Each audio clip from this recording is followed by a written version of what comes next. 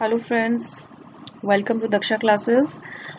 हम एनसीईआरटी की books rainbow का लेसन फर्स्ट हम पढ़ रहे थे वाटर, और काफ़ी कुछ हम पढ़ चुके हैं इसमें। अभी तक हमने क्या पढ़ा इसके अंदर कि वाटर जो है एक्चुअल में ट्रू एलेक्सर ऑफ लाइफ है, जिसे अमृत की संज्ञा दी गई है ऑन दिस प्लैनेट, और इस अर्थ को जो दूसरे प्लैनेट से डिफरेंट बनाता है वो वाटर ही है। ओके, और वाटर हमारे लिए कितना नेसेसरी है ये अभी तक हमने इसके अंदर पढ़ा है। नेक्स्ट अब हम पढ़ना शुरू करेंगे। एक चीज़ हमने इसमें और पढ़ी थी कि जो रिवर्स है अपने साथ एक बहुत अधिक मात्रा में सिल्ट बहाकर लेकर आती है। पहाड़ों से नदियाँ जो हैं वो गिरती है पहाड़ों को काटते हुए, और साथ में वो अपने साथ कुछ तलछट टुकड़े जो है चट्टानों के, है ना, छोटे और बड़े, वो साथ में लेकर आती है। वो जहाँ पर भी इकट्ठा होते हैं वहाँ मिट्टी बहुत उपजाऊ हो जाती है। तो हमने अभी तक यही पढ़ा था, और हमने यहाँ is very usual very fertile तक हमने पढ़ लिया था। अब हम नेक्स्ट पैरा शुरू करेंगे, and that is the flow of water has undoubtedly played a great part of a beneficial one in the geological process by which the soil on the earth's surface has been formed from the rocks of its crust. Okay, जो water जो है वो जब नदी के स्वरूप में बहकर आता है तो वो एक बहुत बड़ा रोल प्ले करता है किसमें, जियोलॉजिकल प्रोसेस में। पृथ्वी का जो जियोलॉजिकल प्रोसेस है जिससे सॉइल बनती है, ठीक है। यानी ऊपर की जो पृथ्वी की जो रॉक की जो क्रस्ट होती है, जो पहाड़ों से जो कट आ रही है नदी, तो ऊपर की उनकी जो परत होती है उसको काट के लेके आती है और फिर उसको मिट्टी के रूप में बदल देती है। The same agency however under appropriate condition can also play a destructive part यानी विनाशकारी, and wash away the soil, which is the foundation of all agriculture, and if allowed to proceed unchecked can have the most disastrous effect on the life of the country. तो ये जो flow of the water है positive और negative दोनों वे में देखा जा सकता है। पॉजिटिव वे में ये है कि ये क्रस्ट को, रॉक की जो क्रस्ट होती है, परत होती है, उसको तोड़कर लेके आती है, उसको फर्टाइल मिट्टी में कन्वर्ट करती है। और दूसरा इसका डिस्ट्रक्टिव पार्ट क्या है कि वही मिट्टी जो पृथ्वी के ऊपर उपजाऊ की परत जो है ऊपर हमारी जो है ना अर्थ पे, उसको जब बहुत अधिक प्रवाह हो जाता है पानी का बारिश के टाइम में, तब वो अपने साथ उस ऊपरी जो उपजाऊ मिट्टी होती है उसको साथ अपने बहाकर ले जाती है, और इससे क्या होता है, जो हमारी एग्रीकल्चर है उसको बहुत अधिक नुकसान होता है। The problem of soil erosion, और ये मिट्टी को काट कर ले जाना पानी के साथ ही सॉइल इरोजन कहा जाता है। सॉइल इरोजन को हिंदी में कहते हैं मिट्टी का कटाव। Is one of the serious import in various countries specially in many parts of India. तो ये जो मिट्टी का कटाव है एक बहुत ही इंपॉर्टेंट, बहुत मेन समस्या है हमारे भारत में, भारत के कई हिस्सों में। The conditions under which it occurs and measures by it can be checked are deserving of the closest study. तो इसको रोकने के लिए, चेक मिट्टी के कटाव को रोकने के लिए क्लोजेस्ट स्टडी यानी इस पे अध्ययन की आवश्यकता है। Soil erosion occurs in successive steps, ये जो क्वेश्चन है सक्सेसिव स्टेप्स का पीछे है। ओके, तो ये आप आंसर इसका यहाँ से ले सकते हैं। The earliest of which may easily pass unnoticed. तो सक्सेसिव स्टेप्स एक स्टेप बाय स्टेप चलता है सॉइल इरोजन, लेकिन इनिशियल स्टेज पे यानी स्टार्टिंग के स्टेप पे ये अननोटिस होता है, जैसे हम देख भी नहीं पाते, हमें पता भी नहीं चलता कि सॉइल इरोजन हो रहा है।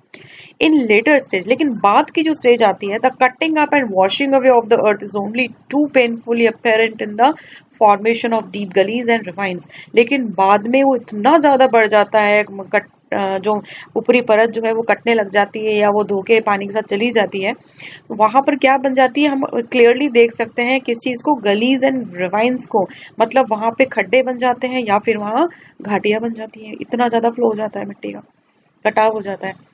Which make all agriculture impossible, जहाँ वहां पे खड्डे हो जाते हैं, घाटियां बन जाती है, तो वहाँ एग्रीकल्चर पॉसिबल नहीं होता।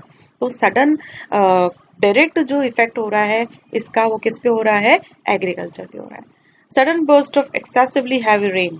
ओके, अब कारण क्या है, इतना ज्यादा जब मिट्टी का कटाव हो जाता है कि घाटियां बन जाती है, खड्डे बन जाते हैं, तो वो सडन बर्स्ट ऑफ रेन है। ओके, सडन अचानक से मूसलाधार जब बारिश हो जाती है, resulting in a large runoff or surplus water is a principal factor in causing soil erosion. जब बहुत अधिक मात्रा में surplus water, अतिरिक्त पानी बहकर धरती पे आ जाता है, तो वो soil erosion का कारण बनता है। कॉन्ट्रीब्यूटरी, इसके अलावा जो कुछ और भी कारण है जो मिट्टी का कारण बनते हैं, ना केवल पानी, वो क्या है? कॉजेज, ये भी क्वेश्चन बन सकता है कि कॉन्ट्रीब्यूटरी कॉजेज क्या है सॉइल इरोजन के। ओके, तो आप इसको अंडरलाइन कर लेना, ये बुक के बीच में से आने वाला क्वेश्चन है, पीछे नहीं है ये। ओके, क्या है contributory causes? Slope of the land, जब जमीन जो होती है वो ढह जाती है ना, कई बार बड़ी बड़ी जो चट्टाने होती है अपने आप ही ढह के नीचे आ जाती है कट के। Removal of the protective coat of vegetation, जो वनस्पति है अगर उसको काट दिया जाता है तो जमीन बंजर हो जाती है और हवा के साथ या पानी के साथ जो मिट्टी है वो उड़ जाती है, बह जाती है। The existence of रट्स along which the water can flow with rapidly gathering momentum and the absence of any checks of such flow, और जो पानी बह रहा है धरती पे, अगर उसको ऊपर कोई चेक नहीं लगाया जाता, चेक मतलब जैसे बांध नहीं बनाए जाते, बांध बना के अगर पानी के फ्लो को कम कर दिया जाए या रोक दिया जाए तो भी हम इस तेजी से होने वाले बहाव को हम रोक सकते हैं मिट्टी को। ठीक है, तो ये भी एक कमी है कि हमने चेक नहीं कर रखा है फ्लो पे पानी के, तो ये सब कंट्रीब्यूटरी कारण है। incredibly large quantities large quantities of precious soil can be washed away if such condition exists, as is unhappily too often the case। तो ये जो है कारण, इनकी वजह से जो है मिट्टी का कटाव से मिट्टी जो है वो धुलती जा रही है, मतलब बहती जा रही है पानी के साथ। The menace which soil erosion present to the continuous or successful agriculture is an alarming one in many parts of India। तो हमारा जो देश कृषि प्रधान देश है और उसके लिए एक बहुत बड़ी समस्या है, ये अलार्मिंग समस्या है। Calling urgently for attention and preventive action, और इसके लिए अर्जेंटली मतलब जल्द से जल्द हमें इसकी ओर ध्यान देना है और इस पे रोक लगानी है। The terracing of land. Okay, अब यहाँ पे क्वेश्चन एक बनता है कि किस तरीके से हम मिट्टी के कटाव को रोक सकते हैं, ये क्वेश्चन पीछे है। सॉरी, तो ये फर्स्ट क्वेश्चन है टेरेसिंग ऑफ द लैंड, यानी हम जब सीढ़ीदार जब हम खेती करते हैं, ठीक है, सीढ़ी की तरह बनाई जाती है जमीन को और उसके ऊपर खेती की जाती है, इससे क्या होता है जो पानी का फ्लो है वो कम हो जाता है। Okay, second is the construction of bunds to check the flow of water. Bunds means बांध बना देते हैं पानी के बहाव को रोकने के लिए। The practice of contour cultivation, contour खेती भी की जाती है। And the planting of appropriate types of vegetation are among us. Okay, appropriate type of vegetation, कुछ ऐसे वनस्पति हैं जो मिट्टी के कटाव को रोकने के लिए ही स्पेशलिस्ट होती है, तो उनको भी हम उगा सकते हैं। ओके, तो ये कुछ मेजर्स हैं, कुछ कदम है जिन्हें हम अगर उठाए तो मिट्टी के कटाव को रोका जा सकता है। It is obvious that the aim should be to check the flow of water at least earliest possible stage before it has acquired any appreciable momentum and corresponding large destructive power। तो इसको हम flow of water को अगर हम time पे रोक देंगे तो ये उस डिस्ट्रक्टिव स्टेज पर पहुंचने से रुक जाएगा। Okay, water is the basis of life. Okay, जल जो है वो जीवन का आधार है, हम जानते हैं हर प्राणी की जरूरत है जल, हमारा शरीर इस जल से बना हुआ है। ठीक है, ये एक बड़ा क्वेश्चन जो है डिस्क्रिप्टिव क्वेश्चन है पीछे सी पार्ट में, आप देखना। तो कैसे है water is the basis of life? Every animal and every plant contains a substantial proportion of free or combined water in its body। Okay, her animal और प्लांट की जो है इसमें एक आवश्यक जो एक बहुत बड़ा जो प्रोपोर्शन है, अनुपात है, वो किसका है? पानी का है। Know kind of physiological activity, physiological मतलब होता है शारीरिक, और एक्टिविटी यानी क्रिया, यानी कोई किसी भी प्रकार की शारीरिक क्रिया is possible in which fluid does not play an essential part. ऐसी कोई भी शारीरिक क्रिया नहीं है जिसके अंदर पानी जो है अपना एक इंपॉर्टेंट रोल नहीं निभाता। ओके, मतलब हमारी जो शारीरिक क्रिया है, यहाँ तक कि ब्रीदिंग है, ब्रीदिंग में भी हम लोग थोड़ा सा मॉइस्चर लेते हैं और निकालते हैं। ठीक है, ब्लड में तो है ही हमारे। इसके अलावा अंदर हमारी इंटरनल ऑर्गन्स में भी जो सारी एक्टिविटीज हो रही है वहाँ वाटर बहुत जरूरी है, डाइजेशन में वाटर बहुत जरूरी है। ठीक है, तो ये एक एसेंशियल पार्ट है। Water is of course necessary for animal life, while moisture in the soil is equally imperative for the life of growth and plants of trees, though the quantity necessarily varies enormously with the species। Okay, तो जिस तरीके से humans में जरूरी है water, जैसे animals में भी है, और उसी तरीके से प्लांट्स के लिए भी इम्पोर्टेंट है। The conservation and utilization of water is thus fundamental for human welfare. Okay, ये भी क्वेश्चन में आ चुका है एक बार कि ह्यूमन वेलफेयर, कंजर्वेशन और यूटिलाइजेशन क्यों जरूरी है। कंजर्वेशन यानी संरक्षण एंड यूटिलाइजेशन मतलब सदुपयोग वाटर का क्यों जरूरी है? ह्यूमन वेलफेयर के लिए, वेलफेयर मतलब कल्याण के लिए। apart from artesian water. What is artesian water? भूमिगत जल, underground water. The ultimate source in all cases is rain or snowfall. तो जो भूमिगत जल है उसका एक ही सोर्स है हमारे पास, या तो वो रेन है, बारिश के थ्रू ही भूमि के अंदर पानी अंडरग्राउंड वाटर सेव होता है, और स्नोफॉल से सेव होता है. Much of Indian agriculture depends of seasonal rainfall. अब जानते हैं ये कि हमारे यहाँ जो मानसूनी वर्षा है वही हमारे लिए हमारी एग्रीकल्चर के लिए मेन सोर्स है वाटर का. is therefore very sensitive to any failure or irregularity of the same. तो मॉनसून जो है अगर वो फेलर हो जाए, मतलब अगर वो ना आए या इरेगुलरिटी हो जाए, तो हमारे लिए बहुत सेंसिटिव मामला हो सकता है. ठीक है, डिपेंड है हमारा एग्रीकल्चर पूरी तरीके से मॉनसून पर. The problem of soil erosion and of inadequate or irregular rainfall are closely connected with each other. Obviously, soil erosion जो है वो irregular rainfall और inadequate rainfall, अपर्याप्त और अनियमित वर्षा से डायरेक्टली जुड़ा हुआ है. कैसे जुड़ा हुआ है? It is clear that adoption कैसे जुड़ा हुआ है? अगर हैवी हो जाता है, ठीक है, तब भी सॉइल इरोजन हो जाता है. और अगर बिल्कुल भी रेनफॉल नहीं होता, बारिश बिल्कुल भी नहीं होती, तब भी सॉइल इरोजन होता है. क्यों? क्योंकि मिट्टी जो है वो सूखी पड़ी हुई है, प्लांट नहीं होंगे उसके ऊपर, तो उसके ऊपर मिट्टी के ऊपर पकड़ नहीं बनेगी और वो हवा के साथ उड़ जाएगी. तो सॉइल इरोजन जो है बिल्कुल क्लोजली कनेक्टेड है. ओके, ये भी क्वेश्चन हो सकता है. It is clear that adoption of techniques preventing soil erosion would also help to conserve and keep the water where it is wanted, in other words, on and in the soil, and such techniques therefore serve a double purpose. Okay, double purpose, दो उद्देश्य हम पूरा कर सकते हैं. अगर हम soil erosion को रोकने की टेक्निक अगर हम अपना लें तो हम पानी को भी बचा सकते हैं, हम रेनफॉल भी ला सकते हैं धरती के ऊपर. तो ये डबल पर्पस हो जाता है सॉइल इरोजन को रोकने का फायदा. यानी हमें कंसंट्रेशन सॉइल इरोजन पे करना है तो हमारा प्लांटेशन भी बढ़ जाएगा और हमारा रेनफॉल भी बढ़ जाएगा.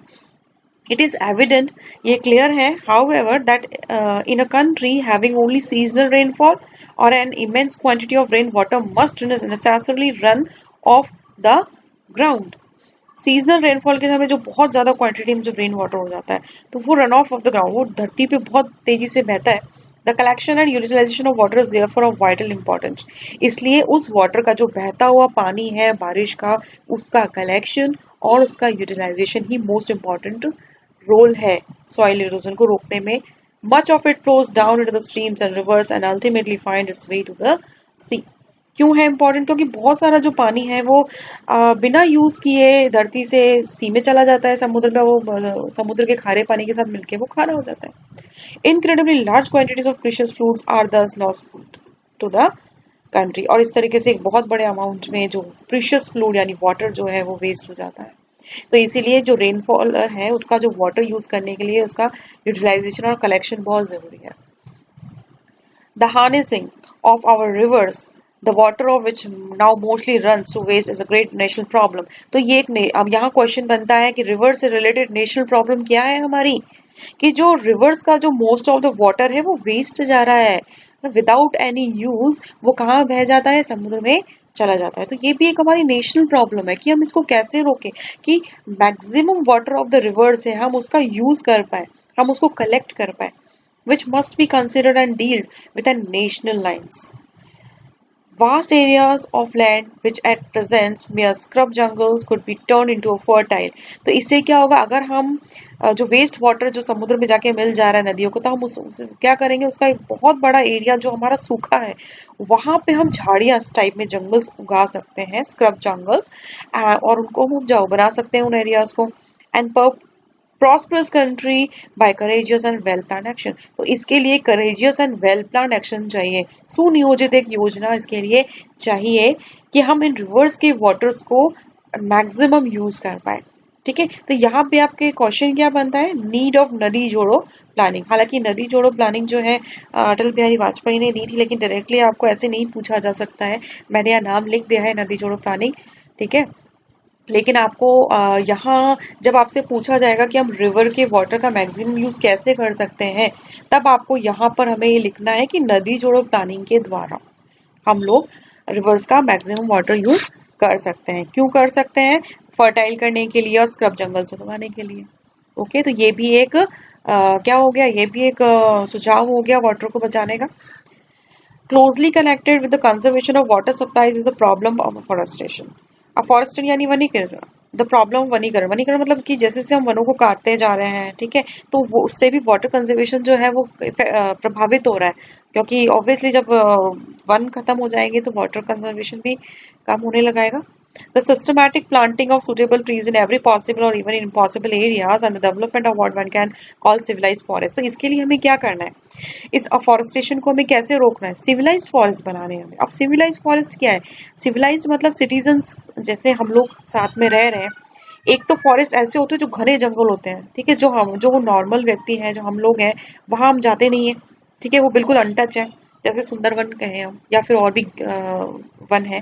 लेकिन सिविलाइज फॉरेस्ट वो फॉरेस्ट्स हैं जो हमारे द्वारा बनाए जा रहे हैं, जो हमारे घर के आसपास का जो जमीन खाली पड़ी है अगर हम उस पर प्लांटेशन करते हैं तो वो सिविलाइज्ड फॉरेस्ट बन जाते हैं, जो हमारे घर के आसपास है, घर के नजदीक है ना, हमारे गार्डन्स हैं, हमारे पार्क्स हैं, या हमारे स्कूल्स एरियाज हैं, हमारे ऑफिस एरियाज हैं, कहीं ना कहीं एक ग्राउंड होता है, छोटा सा गार्डन होता है, तो हम उनको वहां पे प्लांटेशन करके हम सिविलाइज फॉरेस्ट बना सकते हैं. Okay, as distinguish from wild and untamed jungles. और डिस्टिंग्विश यानी ये अलग है किससे, वाइल्ड अनटेम जंगल से. वो जंगल जो अनटेम पे अनकंट्रोल है, जैसे मानव ने नहीं बनाया, जो वाइल्ड है, ठीक है, तो डिफरेंस है ये सिविलाइज फॉरेस्ट में और वाइल्ड एंड अनटेम जंगल्स में.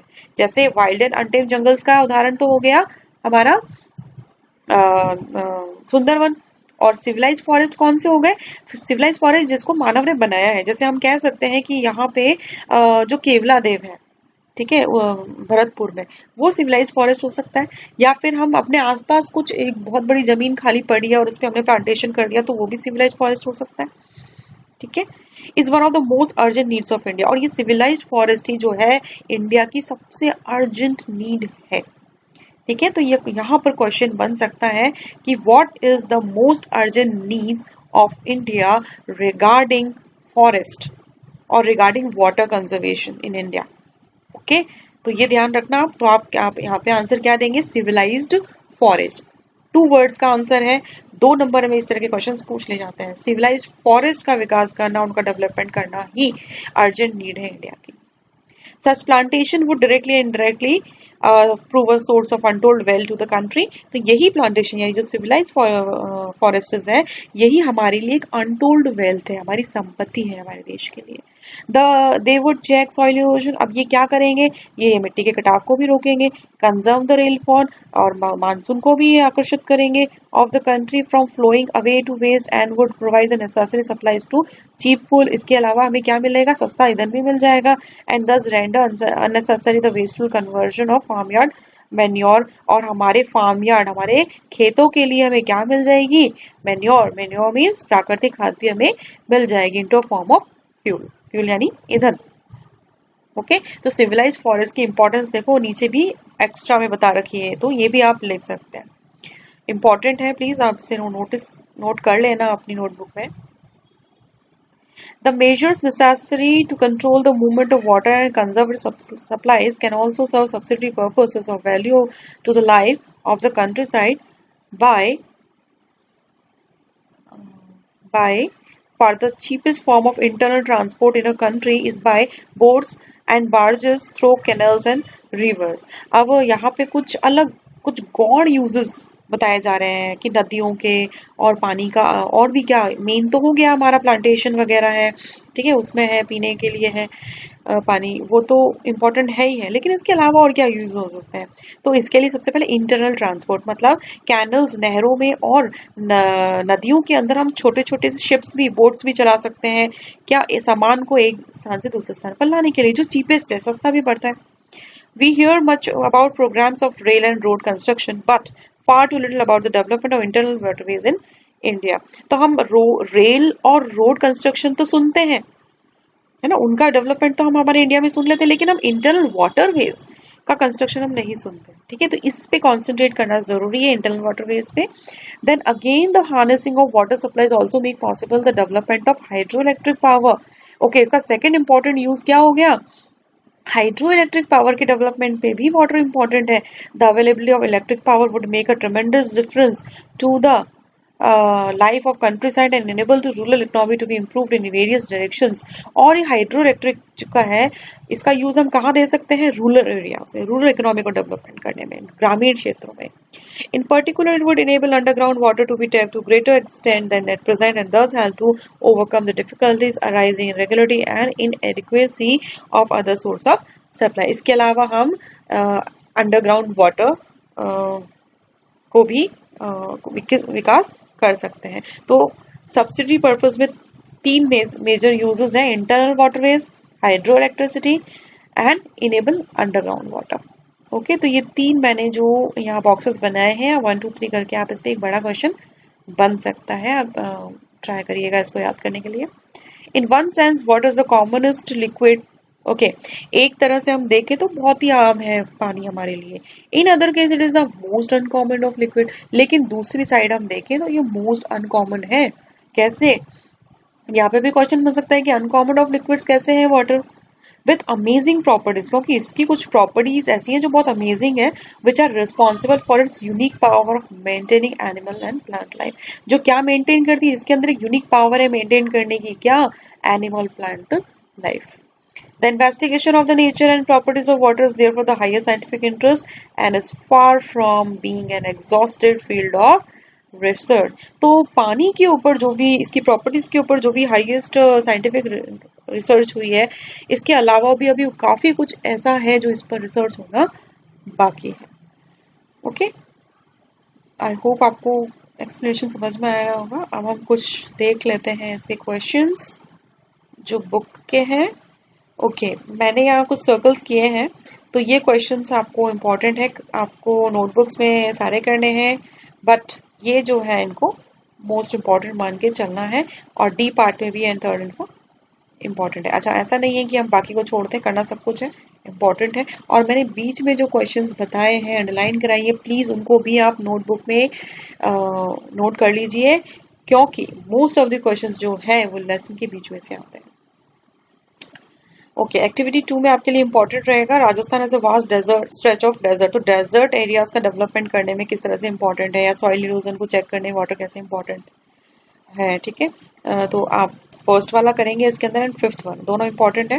What are the our daily activities. Daily activities में वाटर हमारे लिए कैसे यूजफुल हो सकता है, हम किस तरीके से इसका यूटिलाइजेशन कर सकते हैं, सदुपयोग कर सकते हैं बिना वेस्टेज किए. ओके, तो इस पर आपको कुछ लिखनी है 40 to 50 lines, sorry 40 to 50 words, not lines. I hope आपको ये समझ में आया होगा, और आप कमेंट बॉक्स में मुझे बता सकते हैं अगर आपको कोई प्रॉब्लम है. इसके साथ ही पार्ट 1 जरूर एक बार देखिएगा, इसका ये पार्ट 2 है. नेक्स्ट हम लेसन नंबर 2 पढ़ेंगे इसका. So thank you friends.